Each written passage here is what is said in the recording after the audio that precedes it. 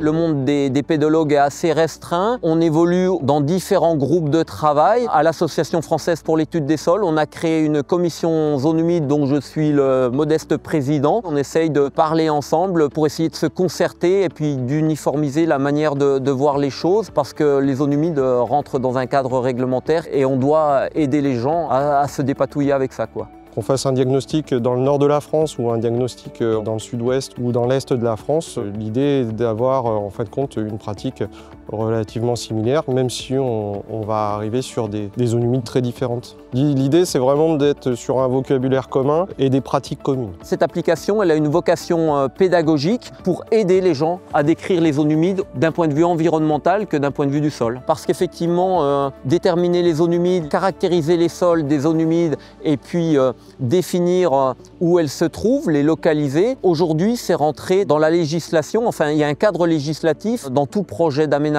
On est obligé de savoir si on détruit ces milieux qui sont protégés ou pas. Le point fort de l'application, c'est que ça permet d'observer, de lever les yeux en fait compte. C'est pas juste le profil pédologique, c'est aussi le profil pédologique mais dans son environnement. Son paysage, là où est positionnée la zone humide, comprendre les flux d'eau qu'il y a sur un territoire de façon à mieux comprendre pourquoi on trouve ce type de sol à tel endroit. Cette application, elle a été créée avec un groupe de pédologues, experts du sol, et puis un bureau d'études qui est plutôt spécialisé en informatique et le développement d'outils, qui travaille depuis longtemps avec des pédologues. De notre côté, on a créé le côté fonctionnel de l'application, c'est-à-dire toute la démarche, comment analyser le paysage, et en collaboration avec ce bureau d'études, lui a matérialisé sous forme d'une application les attentes que les scientifiques avaient. Il y a eu plusieurs réunions de concertation pour savoir qu'est-ce qu'on met dans l'application. Il fallait que ce soit quelque chose d'assez facile pour un bureau d'études. Il ne fallait pas que cette application lui fasse perdre du temps sur le terrain,